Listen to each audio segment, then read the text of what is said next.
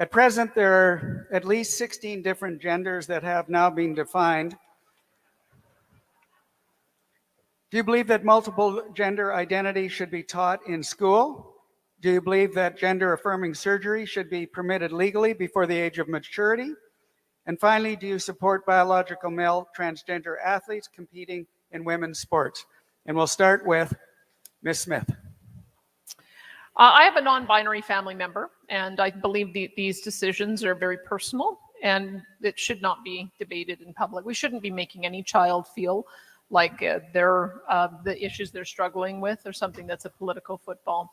I think one of the issues that we're facing as we're dealing with these really difficult issues is at what point do you start having a conversation about sexuality with kids? And I would say that in K to 6, you need to teach kids about bad touching. We know that there's child predators out there, so we need to make sure that kids at least have some exposure to that.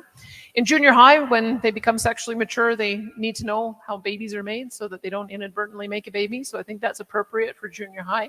And I think it's when you get to high school that the issues of same-sex attraction and gender identity are more appropriate topics. But these are issues that have to be dealt with families, with trusted counselors to make sure that kids are sorting through it.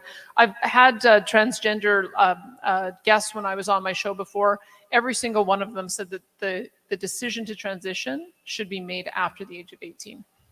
And should they be transgender males or females to, or males to females? Should they compete against males sports? I think there should be maybe it's a testosterone level testing so that if you're above a certain level that perhaps, and there are some women as well who have a very high level of testosterone too.